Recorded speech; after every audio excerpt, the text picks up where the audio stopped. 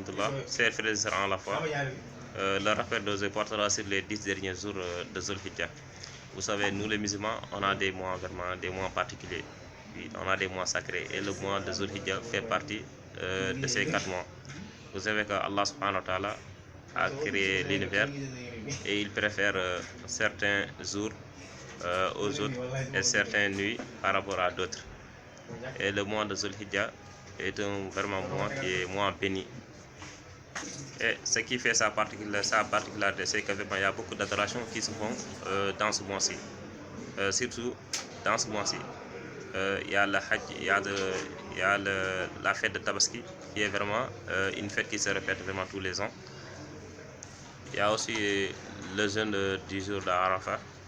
Donc c'est un mois vraiment qui regorge vraiment beaucoup de bienfaits et que le musulman vraiment doit essayer vraiment de saisir, de faire vraiment le maximum possible pour essayer vraiment d'avoir vraiment l'agrément d'Allah. Comme le prophète Mohammed alayhi salatu salam nous l'a dit, il n'y a pas de jour pendant lesquels les bonnes œuvres sont plus aimées d'Allah que ces jours-ci, c'est-à-dire les 10 premiers jours de Dhul Hijjah. Oui, on demande le messager d'Allah, pas même le djihad dans le sentier d'Allah. Il dit oui, pas même le djihad dans le sentier d'Allah, sauf un homme qui sortirait risquant sa vie et ses biens et reviendrait ni l'un ni avec l'un ni avec l'autre. Bon, c'est vraiment hadith qui est rapporté par Abu Daoud, puis authentifié par Cheikh Albani.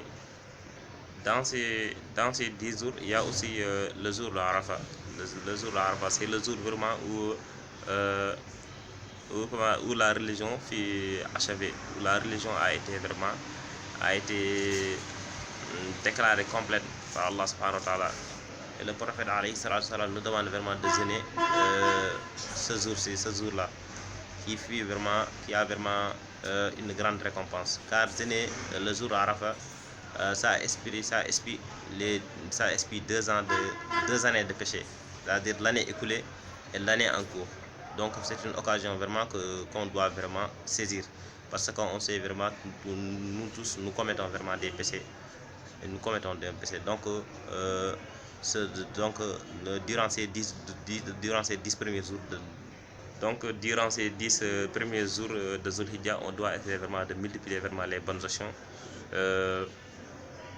On doit multiplier les bonnes actions et prier et invoquer Allah subhanahu wa ta'ala pour qu'il nous vraiment fasse miséricorde, puisque vraiment nous sommes dans les 10 premiers jours. Ce sont les meilleurs, vraiment de l'année. Donc vraiment c'est une occasion vraiment qu'on doit vraiment saisir en multipliant vraiment les bonnes actions, en donnant de l'aumône, surtout en demandant pardon à Allah subhanahu wa ta'ala pour qu'il nous fasse vraiment miséricorde. Et dans ces 10 premiers jours, il y a aussi la fête de Tabaski, comme je l'ai dit au début. La fête de Tabaski, c'est une fête vraiment qui se répète vraiment tous les ans. Et c'est une fête qui se répète tous les ans et que Allah subhanahu wa ta'ala nous demande vraiment de dégorger vraiment un mouton pour lui. Oui. Car c'est le sacrifice à faire lors de ce jour-ci. Donc celui qui a vraiment les moyens, la capacité vraiment de le faire, doit le faire, même s'il est un célibataire. Bon, dans notre pays, on a l'habitude de dire, par exemple, les célibataires n'ont pas vraiment l'habitude vraiment de faire ça. Ils pensent que vraiment ce sont seulement les mariés qui font le sacrifice. Mais c'est pas comme ça. En islam, vraiment, quand une chose vraiment est... Bon, comme je l'ai dit tantôt, lorsque vous êtes majeur et que vous avez vraiment la capacité de faire le sacrifice, il faut le faire pour Allah, parce que c'est une adoration, c'est une recommandation divine. Oui, c'est une recommandation divine. Et le prophète alayhi salatu salam nous demande, par exemple, celui qui a l'intention vraiment de faire le sacrifice ne doit pas vraiment couper ses ongles, ou bien enlever ses cheveux qui se trouvent vraiment dans son corps, ni raser la tête. oui, ni enlever sa moustache. Oui.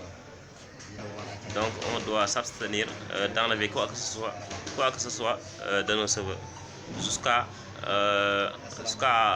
faire le sacrifice. Oui. Bon, c'était vraiment le rappel, c'était ça le rappel de jour. J'espère que ça vous sera bénéfique. Ok, merci beaucoup. Assalam.